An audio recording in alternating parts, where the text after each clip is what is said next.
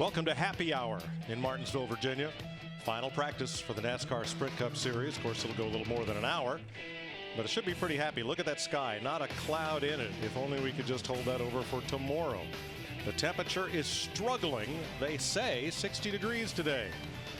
And it better get there in a hurry if it's going to make it. But there is no rain anywhere in the forecast today, thank goodness. Jeff Burton paced the first practice session today. A little bit of a surprise, Darrell? Yeah, it really is, because I think Larry and I have observed through the last couple of years, really, that's been that team's Achilles heel.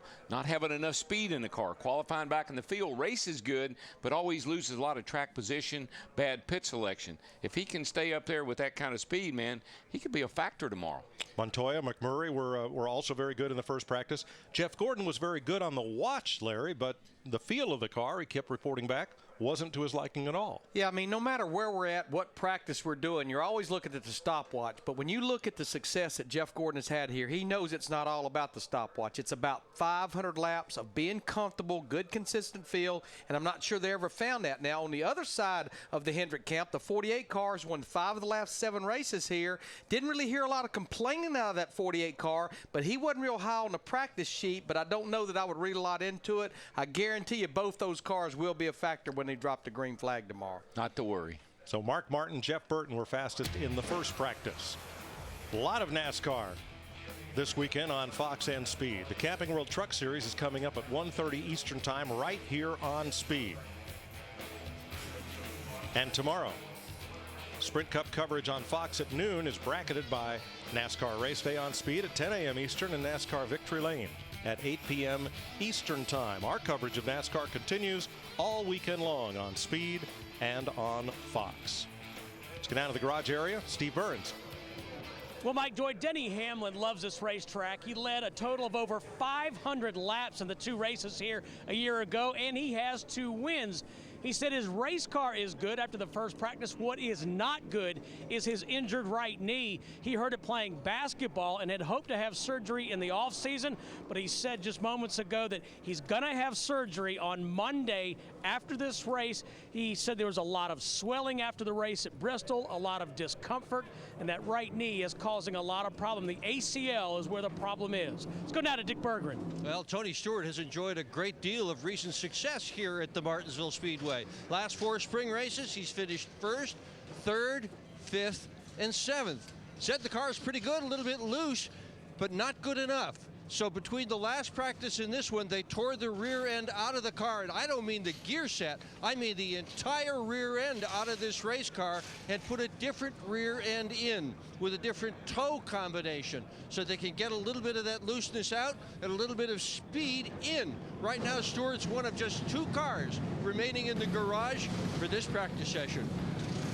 Well, that's interesting. You don't hear about a lot of people changing rear end housings at Martinsville. Must be turning too good.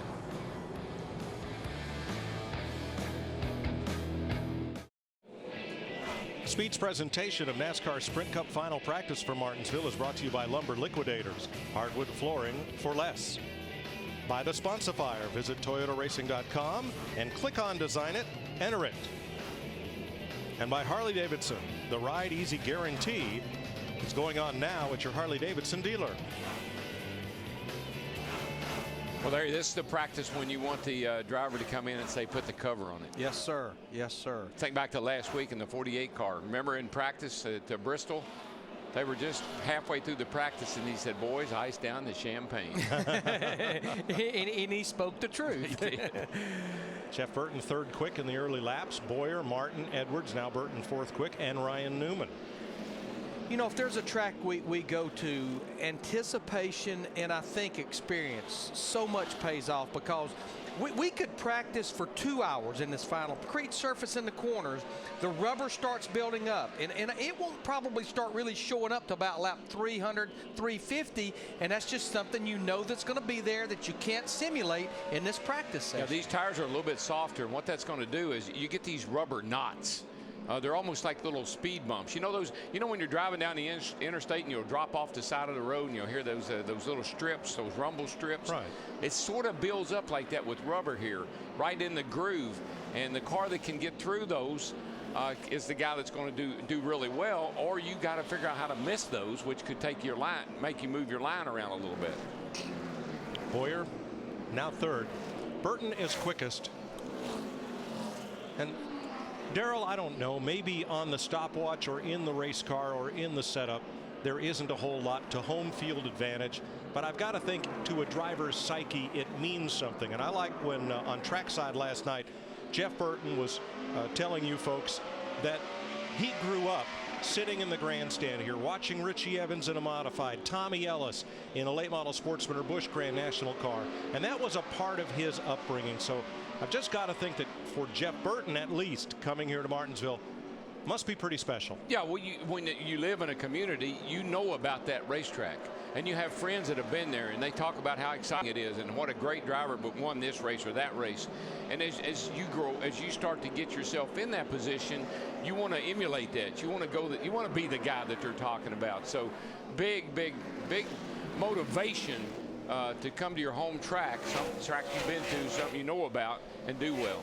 Boy, speaking of friends, it wasn't that long ago when Dale Earnhardt Jr. and Paul Menard, they were actually teammates over there at DEI, and Dale Earnhardt Jr. kind of roughed Paul Menard up a little bit to get by him, getting down into turn 3 the last time. Well, this is practice, and you sort of have to practice moving people out of your way.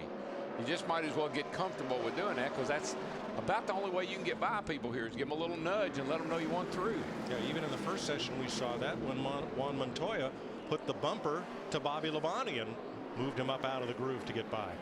You just sort of, you got to be able to, you got to expect that, and you got to know what's going to happen, and you can't let it get you upset or get you out of your game. Only 23 cars have been on track so far in this session, and notably absent, Dick, is the man who will start from the pole tomorrow. And that's Kevin Harvick, and I talked to him just moments ago, Mike, and they're just doing some tweaking, some adjusting on this race car. Harvick is quite happy with it. Ironically, he has never won a Cup race here, although he has won in the Truck Series, and he's made just one nationwide start here. He won that event as well. He'll start on the pole later this afternoon in the Truck Series and tomorrow, and he underscored what you guys in the booth were talking about in the first practice show today, the value of that first pit stall. He is all smiles. Best finish ever here at Martinsville in Cup, 7th, but tomorrow look for Harvick to be running up front, if for no other reason than that pit stall. Larry, I just like the way this spoiler, look at this straight line right here. The rear bumper, that sharp edge on the rear bumper, the spoiler, all that lines up, and that really creates a lot of nice even downforce on the back of these cars. Square edges are really what you want on the back of a car. It helps the air release. Looks really nice the way they've done it. It's amazing. All they did is unbolt the wing, bolt the rear spoiler on. They put some little quarter panel extensions down there, and it looks like they built a brand new race car almost. Yep. But you know how ironic, Kevin Harvick's on the pole for the truck race and the Sprint Cup Series race, but both qualifying sessions were washed out, but because of virtue of owner points, he's going to start on the pole both races. Well, and that took a little sleight of hand, as I'm sure Rick Allen and Phil Park will explain later, for Harvick ending up on the pole for the truck race, and his driver Ron Hornaday ending up way in the back on a past champions provision. Remember what I told Brandon way back when he first started coming to the races? Got to learn how to work the system, buddy. There you go. That's it. And I think he's following your instructions on a regular basis. Look at that RPM difference right there. Look how low it gets in the corner, well below 5,000, and then up to about 97, 9,800, and then heavy braking getting into the corner. And again, 500 laps. That's 1,000 cycles on this engine. Of course, we'll have plenty of cautions, I'm sure. Yeah. We talked at the top of the Bristol show. It's the first time this year anybody's run 500 laps in one race, and it takes a toll. Well, at Bristol, you get side force. You're being thrown out, trying to be thrown to the right of the seat. You use your legs and your arms to hold yourself in position in the car. So it's not just, everybody talks about, well, he's just straight in on the clutch, straight in on the... Joey Logano is 10th on the speed chart with a lap of 1989. Last week's pole sitter. And here are the fastest laps so far. I was always really good on short tracks. I learned everything by repetition. And here you get to repeat it a lot. All the tracks, 400 or 500 laps, pretty soon. Right. you know, go down here and turn left, go down here and turn left. Pretty soon you'll figure it out. Marcus Ambrose is 16th on the speed chart. Let's check with Steve. Yeah, Mike, Jeff Gordon's just pulled into the garage. We documented that he wasn't happy at first practice and things aren't getting a lot better. He keeps telling crew chief Steve Letarte the car is getting freer and it feels like the back end wants to come around. Now, they have run a fast lap, but Jeff also told Steve, I can run a fast lap, I just can't sustain it. Let's go over to Dick Berger now. Well, Dale Earnhardt Jr. brought a brand new race car for this event at Martinsville. He tested it at Little Rock, which is a racetrack that is very similar to this, but it's just a test track. Well, they've gotten it done. Earnhardt, before he drove into the garage, told the crew, I really like my car here. Each people and not have to follow them and root them out of the way. He's been able to drive under them and get by them and go on, and that's what you want.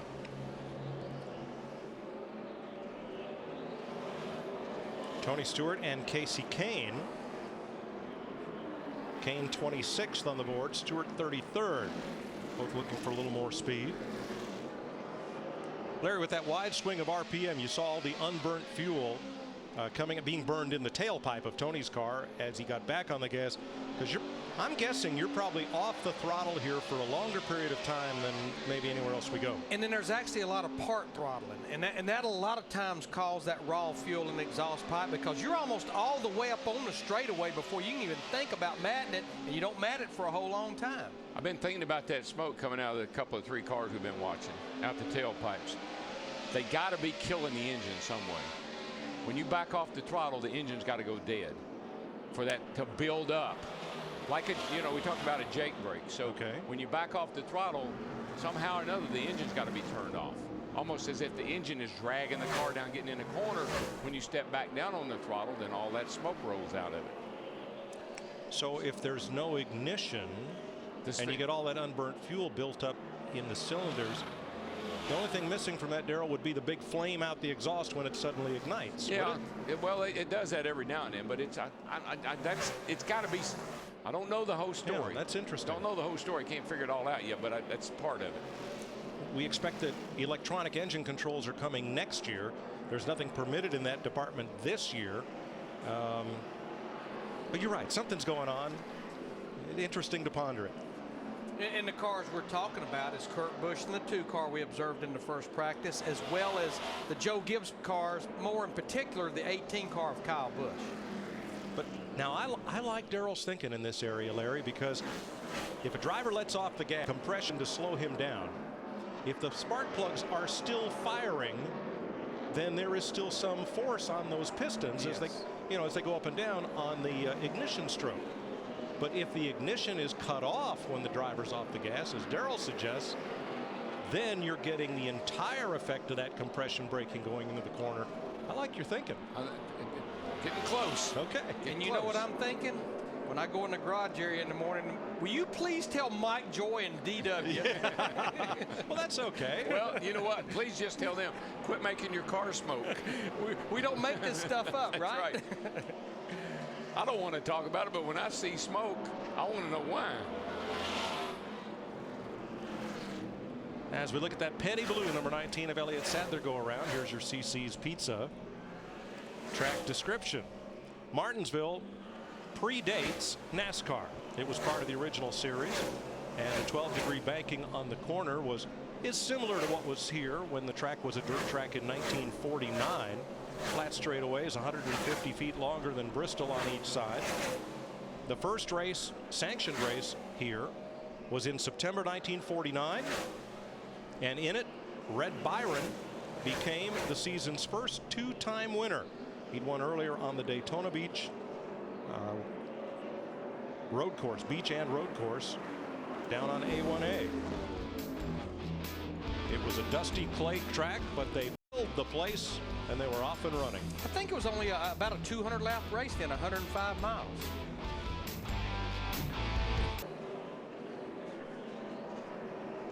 Kyle Busch, 24th, just ran his best lap of the session, 1995, this on his 17th circuit. And that's not unusual for this place. The tire here normally as you get out there, you start with such low air pressure. For a few laps, you're not all that fast, but as the tire pressures start to build and then the grip comes up, it's not unusual to run your fast lap 10, 12, 15 laps into a run. That's one of the challenges of qualifying. It's hard to run a fast lap, even with brand new tires on your first lap or two. All right, here's another theory as we look at Kyle Busch. There you go. Could you be doing something with the piston rings or the valve guides to introduce oil into the combustion chamber to, let's say, limit wear or something like that? You could, but the motor's got to be cutting off to make it work the way I think way I would anticipate it to work. I would anticipate it's something to do with the car, like ignition in the electronics. Again, it's perfectly legal because, you know, if Steve Addington took it over to Penske for the 2 car, it's probably something that's incorporated into the car and not into the build of the engine. I just can't believe it. Of course, we only come here twice a year. We don't come back here until, what, September? But you'd think after you see that a time or two, you'd try to, you know, other people would try to do that. Maybe they don't think it's worth whatever it is it takes to make it happen. Whatever that 11 car did both races last year, I know he only won one of them. I'd be paying close attention of Denny Hamlin. Denny now 5th on the board with a 1978, and that's just 3 100ths off Jamie Mack, who has the quickest lap. David Reagan is 16th. You know, I thought when he and Donnie Wingo got together, I said, okay, maybe that's the kind of crew chief that David Reagan needs to really get him up to what we think his potential. We keep waiting for him to break out and get those wins and run up front. Just hadn't quite got there. Well, and I think because in 2008, that kid almost made the chase. He was just in a few points of making the chase, and I think that kind of made the statement. Of course, we know across the board last year Roush Fenway was off, but I think that's one reason everyone's waiting on when this 6-car David Reagan will break out. He is the 3rd quickest Ford right now, behind Kenseth and Biffle, but ahead of Edwards, Allmendinger, and Menard. You know, we pointed this out in the first practice. I know we've got a long way to go in this practice session, but McMurray is the fastest at a 1975. Brad Keselowski is 35th quickest at a 20:05, 3/10 separating 35 cars. And I think the other thing that it points out, our first practice fast lap was a 72. Here it is early afternoon, a little warmer, but the lap speeds are still the same. And that's kind of the way this track goes. It doesn't slow down that much based on the weather. I think a lot of that has to do with the concrete corners. We talked about Bristol last week. You know, it's not as sensitive to weather as asphalt. You know, this place has a combination of both, but where you're looking for the grip is in the corners, which is where the concrete's at. Boy, this is going to be a great shot and a fun shot for 500 laps tomorrow. You got that right. Wait in traffic. Wait till he goes up along beside someone. We just hope she makes the whole 500 lap trip with us. And I'm talking about in his car now.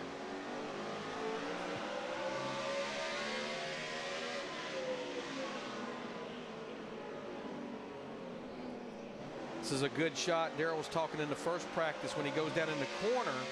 You actually have kind of a radius curbing right there, the yellow curbing right inside the grass. But listen when he lets off the gas. Here comes the start-finish line, and that's kind of your clue or your key to letting off the gas. When you get here racing and you get in that rhythm the guys talk about, you find a point on both straightaways where you let off the gas, the car will roll into the corner with speed, and you do that lap after lap after lap. Yeah, it could be the start-finish on the front, and on the back there are 2 yellow Sprint Cup Series banners. The second one is just past the midpoint of the backstretch, which, if you have time to look, could be a good reference point. Well, why you do that is so you don't use so much brake. You try to back off early enough to where you can roll the car into the corner with the least amount of brake possible. That makes the brakes last longer. It makes the car turn better. You know, we got a report on Kevin Harvick, our points leader, just finally getting out on the racetrack. He's run just so far a total of 7 laps. Most cars is running 20 and 30 laps so far. Well, they tend to either start early and quit early, or start a little later and run a while. Depends on what their agenda is. That's right. Tomorrow you won't want to miss race day, because Martinsville's all-time winner, 15 times to victory lane for King Richard Petty will stop by. Junior Johnson and Ned Jarrett will welcome Jimmy Johnson to the prestigious club of drivers who have won 50 Sprint Cup races. NASCAR race day built by the Home Depot tomorrow, 10 Eastern, only on Speed. See Jeff Gordon in a 24 car. We had Jeff on our trackside show last night, and of course, if you listen to a lot of the satellite radio stations on NASCAR this week, the big talk is about the 48 car. And we reminded Jeff last night that from 1995 to 1999, 5 seasons, that 24 team and Jeff Gordon aggravated everybody. 47 wins and 3 championships. But I think where Jeff may be feeling a little frustration is he knows he has every ounce of resource right now that 48 car has. And I think that's what's a little bit frustrating. But like he said, and we keep saying it, that 48 team, they're absolutely the best closer that we've maybe ever seen in our sport of NASCAR racing. Yeah, it was kind of fun to talk to Jeff last night because, you know, he was the kid. Wasn't that long ago, 1992. He came into this sport and he was much younger than any drivers at that time and got an opportunity that no young driver like him had ever gotten before. Here he is, what, 17 years later, seeing that same thing happen to other kids that happened to him when he came in the sport, but now he is the senior citizen of the group. Well, now, as part owner of the 48, he shares in that team's success, but it's fair to say that absent the 48, if Jimmy Johnson's not in this series, then Jeff Gordon is a 5 or a 6-time champion. Yeah, because Jeff's not won a championship since that 48 team started. Jeff loves going to victory lane, but as a driver, not as an owner. Well, you know how you can tell him because you don't see him in victory lane with that 48 He might come car. by and pat Jimmy on the back and out of here. But I kind of know where he is because Ella is going to be 3. They got a son on the way. And I told him last night, and I said, I've been there. I wanted so desperately for my girls to see me win races because that's what I'd always done. And unfortunately, Jessica did, but Sarah never did. And I told Jeff, I said, and it gets harder and harder. And he said, yeah, and what worries me is they don't go to every race. And I'll probably win a race somewhere because it's like Texas. He won Texas and they weren't there. I think there's still plenty of wins in Jeff Gordon's future. Let's check with Steve. Mike, listening to Jamie McMurray, he has run the fastest lap in this practice. He told his crew, I'm too loose off the corners. I need more grip coming off the corner. He just made a run, came back in. He said, what you did has helped me. I'm a little tighter on entry, but you still haven't fixed the exit. So that's what the guy who's run the fastest lap is dealing with. And that's such a challenge because, you know, you'll never. I know we had a few guys in the first practice say, don't give me any more forward bite, but I'm not. Describe it as rolling the middle. And when you roll the middle, you're off the gas, but you're off the brake too. So you carry a good bit of speed into the corner, get the car wound up in a straight line, and then get off. Right now, had a good run. Are we really slow, or is the 24 really fast? Asked and answered. I'm saying he had a really good run in yesterday's practice session. But, you know, we touched on that earlier. That's the great thing about the way this racetrack is. When you're out there running with other cars, you're not seeing what your car does around traffic, but you can sum your car up and evaluate it versus the competition. Yeah, he's really fast, but he's not happy with his car either. And if he's not happy, nobody's happy.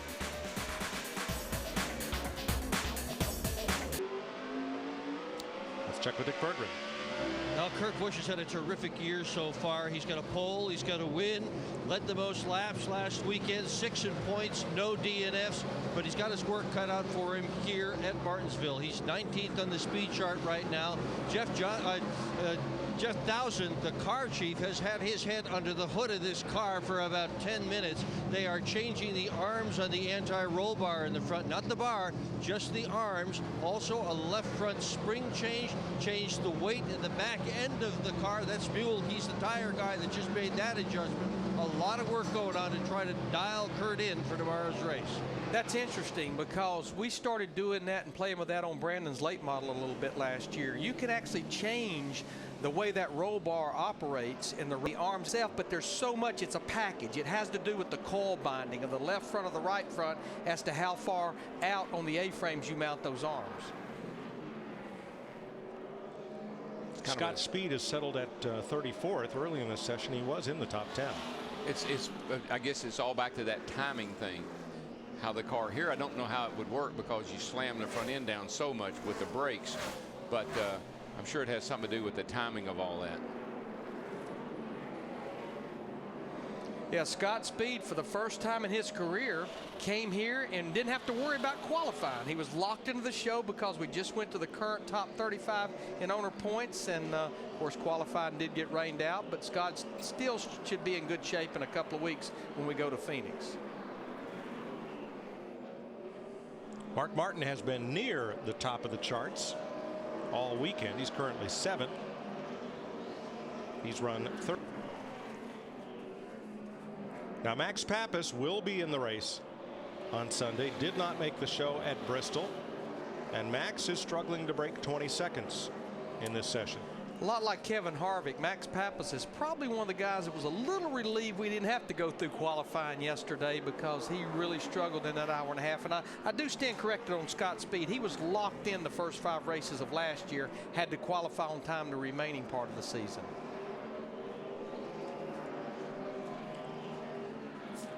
Jimmy Johnson is 8th with a lap of 1979. He's run 33 laps, which is about par for the course. It's amazing how things change, isn't it, Larry? Last year the Childress cars struggled, didn't run good, didn't handle good. They didn't make the chase, and here they are, you know, Kevin Harvick leading the points and Jeff Burton running up top of the speed charts. That team's turned around. Scott Speed, a guy that struggled last year, didn't seem like he could get a handle on anything. This year, look where he is at Paul Menard, another guy that all of a sudden here he is in the top 10, 15 of the point standings. Just amazing how, you know, in the offseason, some guys get it right, get it fixed. Let's check with Steve. Well, Mike, we know Mark Martin can be a glass half empty kind of guy, but right now he likes his race car. He just told Alan Gustafson, the crew chief, that the car is straighter coming off the corner, and he's got better forward bite. They're going to put a set of scuff tires on there and head back out. Well, when it's straighter, that means it has better forward bite. The tail's not kicking late exit of the corner.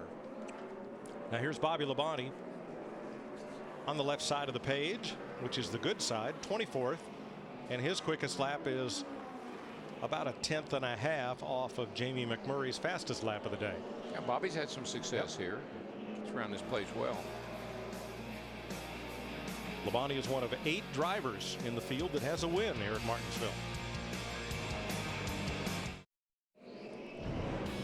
Monday night, NASCAR Race Hub on Speed takes a look at the effect the spoiler had in Martinsville.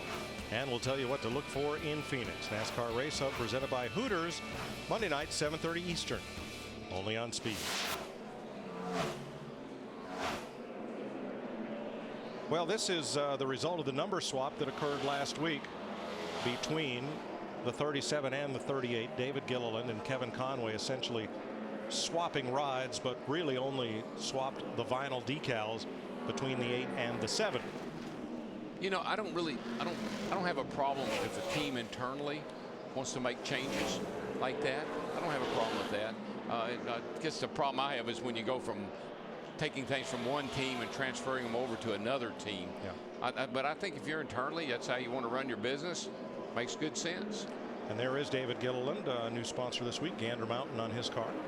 And the reason they did that with Kevin Conway, the entry for this race was due before the Bristol race, and it looked like Kevin Conway maybe was going to fall out of the top 35. This is the first race where we're going on the current owner points, so that's the reason they did that. Now all 3 of those front row teams are in the top 35, but we didn't know that until after the Bristol race when the entry had already been sent in. Gilliland is 39th, Quapple 40th, and Conway 42nd. So they're all right together on the practice chart. Matt Kenseth is 10th. He's the fastest Ford in town right now. On a total of 45 laps so far, by virtue of being second in the points, only 1 point behind Kevin Harvick, Todd Parrott, Matt Kenseth. They'll start on the outside of the front row for this 500 lapper tomorrow. Now he'll have the second choice of pit tomorrow, and I notice they have made a change at the pit exit as far as where you have to go coming off turn number 2, getting out of the pits at turn 2. Okay, you see where the number 1 pit stall would be right here, and the number 2 pit stall right beside it. What I want you to look at is where the line used to be. Sorry, how about right there? You can see it with black sealer over it and the yellow line right next to it, right in this area here. Where the line used to be, Kevin Harvick coming out of pit 1 would have had a much shorter distance to go than somebody who was in the outside lane to get to pit out. So what NASCAR has done is they've taken the radius of that turn and used that to make the line instead of making it squared up with the back straightaway. So I think everybody has a fairer shot at getting off pit road first. That is interesting, but I mean, that's one thing NASCAR continues to look at. For years and years and years, we came here just like Bristol, and you had 2 pit roads, front stretch and back stretch, and it was always such a huge disadvantage to pit on the back stretch. Right. This was one of the tracks, the way the infield was configured, unlike Bristol, that they could use the 2 ends of the racetrack, 3 and 4 and 1 and 2, to make a continuous 1 pit road. I like what they did here. I guess it was last year, you know, when they redid the entire pit road and made it into concrete, and just that alone made the pits look bigger. Yes. They said they didn't move anything. They just kind of concreted everything and made it look real big.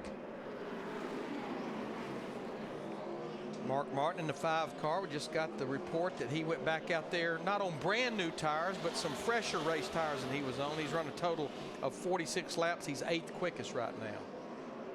Now this speedway was built by H. Clay Earls and Bill France. They had at least one other partner when the track was built, that it ended up being just a partnership between the 2 of them.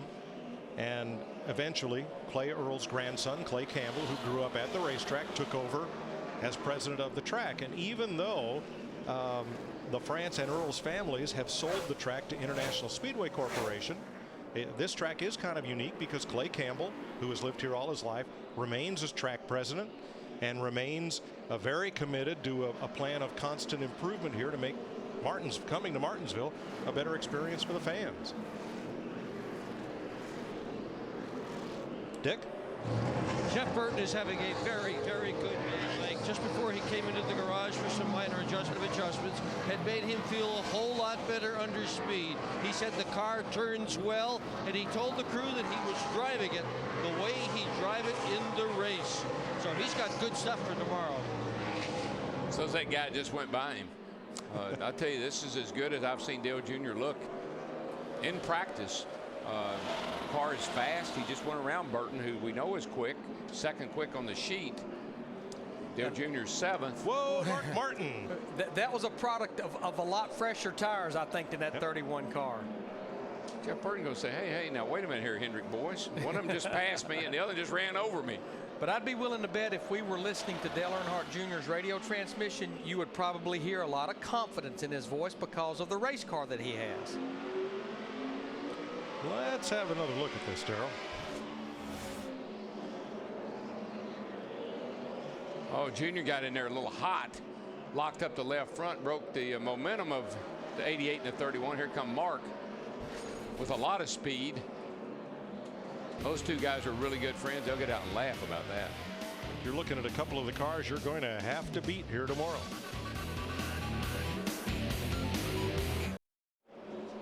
Sprint takes an inside look at what's happening now inside the NASCAR Sprint Cup Series. Kevin Harvick comes in here as the point leader, 1 point ahead of Matt Kenseth. They will share the front row tomorrow. For more, check out sprint.com/speed. Probably the driver most disappointed that we did not get to qualify yesterday is Ryan Newman, who topped the speed chart. Felt he had.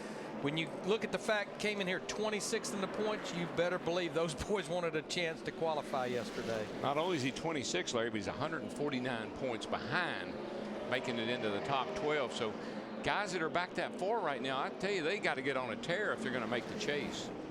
Newman finished in the top 10 in both races here last year, to go along with his 3 poles and a runner-up finish here in 2007. Yeah, it won't be long. We'll be talking about the 26 race schedule is a fourth of the way gone. Yep. He got loose in, just like the last practice. Loose off, still tightness. That's Junior. Yep. There's no doubt in that voice, is it? You know, it's funny, we used to come here and there used to be a lot of drivers from Virginia and from around Charlotte and Winston-Salem, Greensboro, North Carolina. Buddy Arrington lived right here in Martinsville. Yeah. Had a gas station in Collinsville out on Route 220. Got a restaurant now. Yep. Jimmy Hensley from Horse Pasture, which is a suburb of Ridgeway, where the track's actually located. The Burtons from South Boston. Today, there are only 3 drivers in this race from Virginia. We've talked about Jeff Burton from South Boston, Denny Hamlin from near Richmond, Chesterfield, and Elliott Sadler from Eastern Virginia, Emporia. Oh, yeah, the demographics have definitely changed. I mean, it used to be odd to have anybody, you know, from California, for instance, maybe 2 or 3 guys Dick that Brooks. show. Yeah, every now and then, but now a big part of the drivers are from California. You got a couple of drivers from Washington State. Drivers come from everywhere now, and that's just the talent pool. These owners go out looking for talent all over the country. Now, Brian Vickers in this 83 Red Bull car, he was 3rd quickest in that first practice, seemed awfully happy with his car. He's run a total of 51 laps in his final practice. He's 15th quickest, fast lap of 1989. Well, you say all over the country, Darrell. We're going to start 1 driver tomorrow from Columbia. Yep. 1 driver from Tasmania. Yep. And this afternoon in the truck race, NASCAR's first driver in one of its 3 National Touring Series from India will make his debut. And I think we have a driver from Italy, right? Max Pappas. Oh, Max Pappas, yes. From Lake Como. Well, we accomplished the mission. We wanted to be worldwide and world famous. And we are. I think we made it.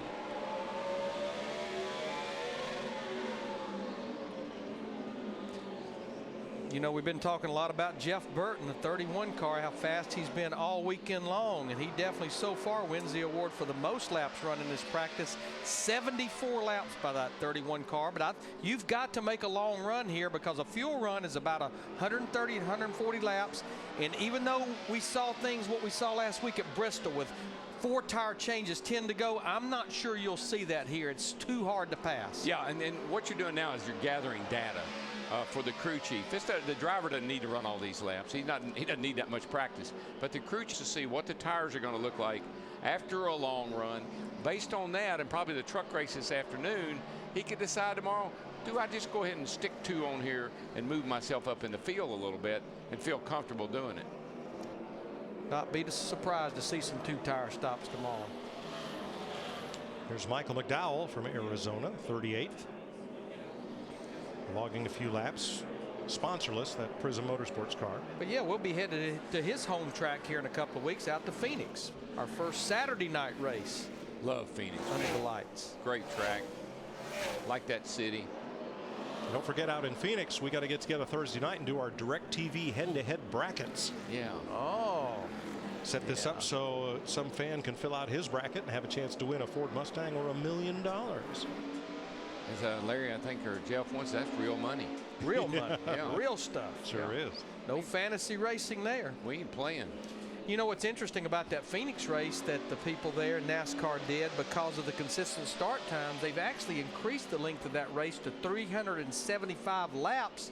That way we definitely will start in the daylight and end under the lights at night. That's a pretty short race when you think about it. It is, on a mile. Yeah, we own that 1 mile racetrack. We're usually in and out there pretty quick, so I'm glad they added a few more laps.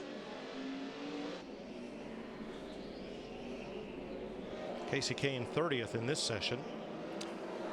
They've been searching with this 9 car. They haven't really hit on what they're looking for, Casey Kane and Kenny Francis. It sort of seems that way, Larry. I know they've been out there quite a bit, but the car just doesn't seem like it's fast.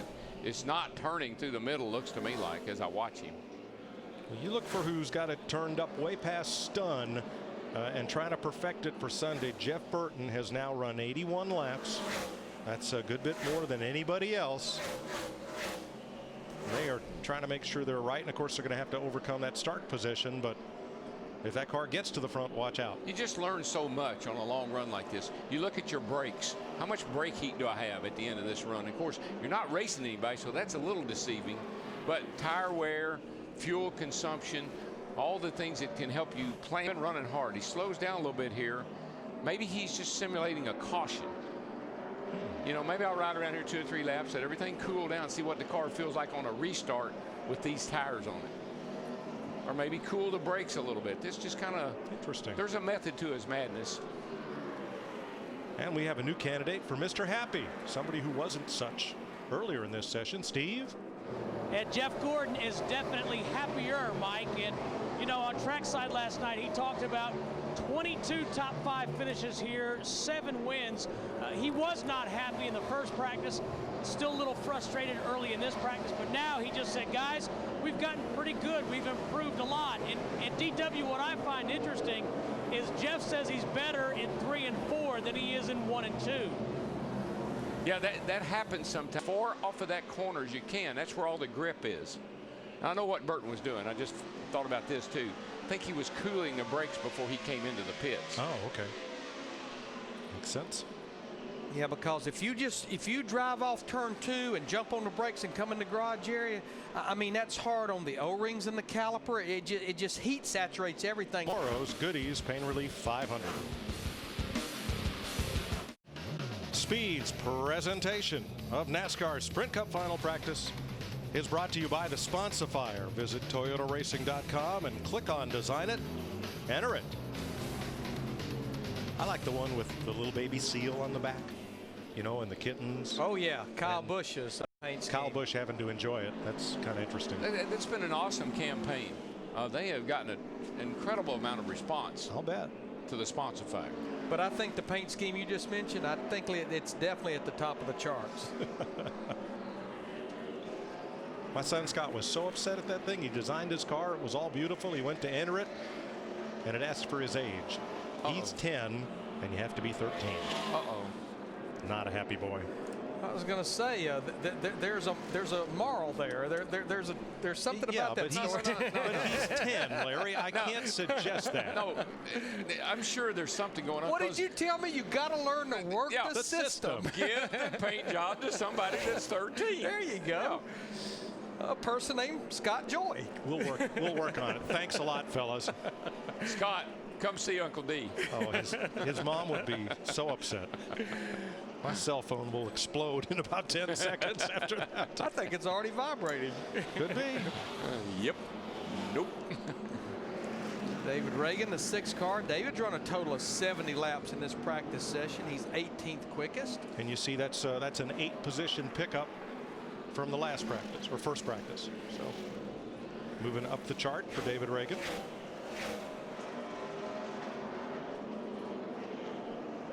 Well, really what you do here is work on your car in worst case conditions. You know, tires got a lot of laps on them, maybe a little low on fuel, and get the car where it's acceptable under those conditions.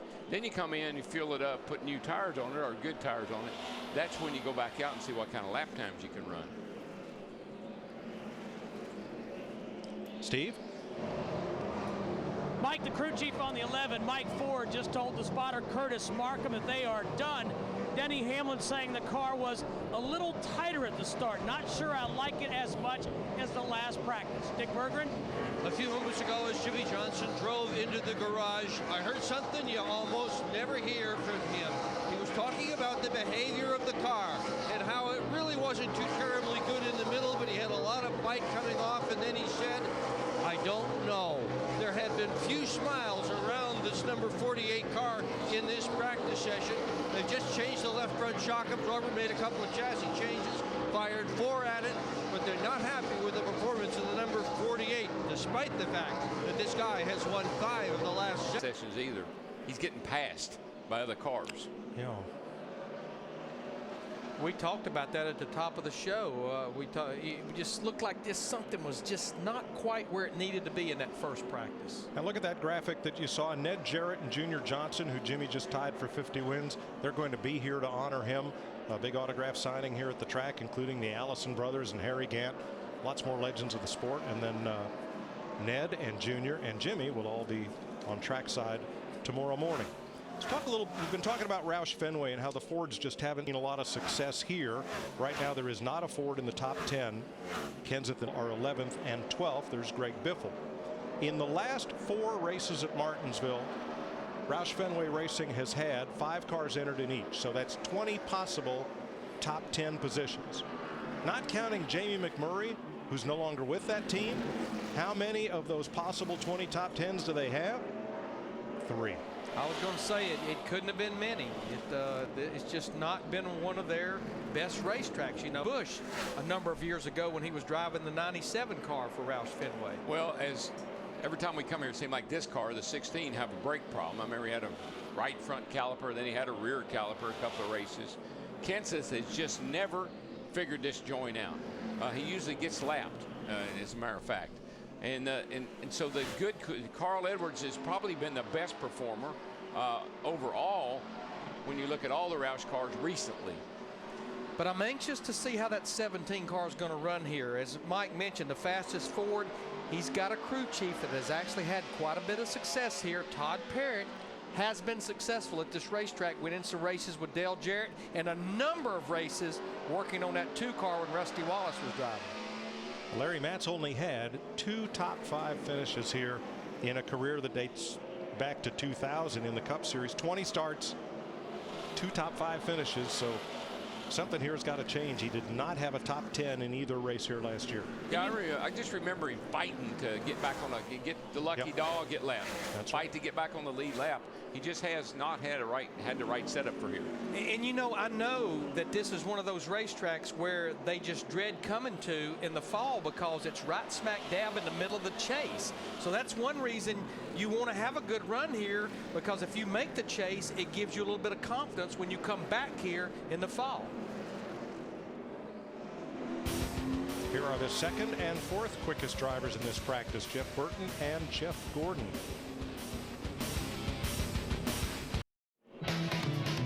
Closing minutes of practice, and I'll tell you, Montoya is fun to watch. It doesn't matter if it's the start of practice, the end of practice, he is on it. You know, Mike, he has one speed, and unfortunately, if you don't have that same speed, you're going to have to get out of my way. Caution in turn 1, Robbie Gordon goes up in a plume of smoke. Oh. Robbie has had a horrible year. He really, really has. Cup. I mean, that is a big-time explosion. Yeah, it's there. got the little oil fire. I think it's motor. Oh, he thinks it might be transmission. Boy, I don't know on that one. Look at the start-finish line as right as he lets off, boom. Yeah. If that's not motor, I'll be surprised. Yeah, it's hard to say. You'll see him go by Casey Kane's camera with a lot of oil fire underneath. But I mean, you're right. You know, Robbie came here outside the top 35. It has just been a dismal year. So those boys, they've got some work to do before the start of this race tomorrow. That's actually the first time we've had a caution during the practices here, with the exception of just a short one yesterday for a little bit of sprinkle of rain. That's right. I guess if there's a saving grace to this, is that it happened in practice and not this many laps, which for Robbie would be 31 laps into the race. I do believe that's transmission fluid or transmission oil, because it's real thick. Wouldn't And up here, some of that's wafted into the booth, and it sure smells like it. Yeah, that smells like a rear end grease or transmission grease. And that's why you get the big money, DW. Thank you very much. Burns. Mike, you guys talked about the great run that Sam Hornish had last weekend at Bristol until he lost the cylinder. Giving great feedback to Travis Geisler and his team. He said, I'm not getting grip out of the left front tire. I have to carry the brakes too hard into the corner, which makes me tight in the center. I need more bite for initial throttle. I can't turn enough as I try to roll through the center. What happens is here, you want to hold the left front of the car down. You want the car to be flat, and you want to stay flat off the corner. So you put a little extra rebound in that left front shock. Try to hold the body down. What that does, it wants to pull the wheel off the ground, pull that left front wheel up, because it's got all that rebound in it. So you need to back a little of that rebound out and let that thing roll down in there, and maybe let that left front corner come up, but it'll get better bite.